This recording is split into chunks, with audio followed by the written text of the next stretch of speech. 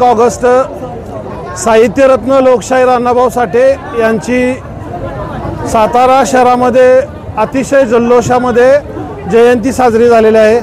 जयंतीच्या अनुषंगाने आपण सातारा शहरामध्ये गांधी मैदानावर बक्षीस ठेवले होते। उत्कृष्ट सजावट आणि अण्णाभाऊंचे जे विचार समाजापर्यंत पोहोचवणार आहेत अशा चित्ररथाला आपण प्रथम क्रमांक 21,000, 2 नंबरचं बक्षीस 11,000 आणि 3 नंबरचं बक्षीस होतं ते 7,000 होतं। सातारा शहरामध्ये मला वाटतं 7 ते 8 मिरवणुका आल्या होत्या। त्याच्यामध्ये पहिल्या क्रमांकाचं जे बक्षीस आहे ते सावधान मित्रमंडळ आहे माझगाव करमाळा येथील, त्यांनी त्याच्यामध्ये साहित्यरत्न लोकशाहीर अण्णाभाऊ साठे यांना भारतरत्न द्यावा आणि महापुरुषांचे फोटो असं चांगलं असं सुंदर चित्ररथ तयार केला होता। त्यामुळं पहिल्या क्रमांकाचं बक्षीस सावधान मित्रमंडळ माझगाव करमाळा यांना दिलेलं आहे। दुसरं जे बक्षीस आहे ते बुधवार नाका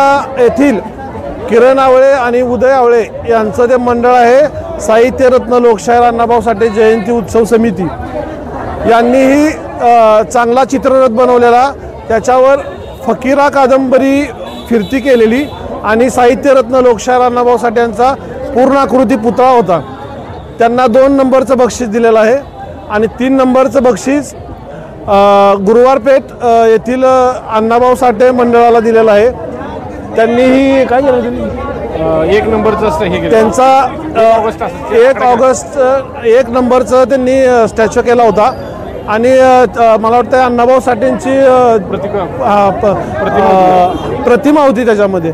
त्यांना 3 नंबरचं बक्षीस दिले आणि येणाऱ्या सर्वच मंडळांना आपण रिपब्लिकन पार्टी ऑफ इंडियाच्या वतीने सन्मान चिन्ह देऊन त्यांचा सन्मान केलेला आहे।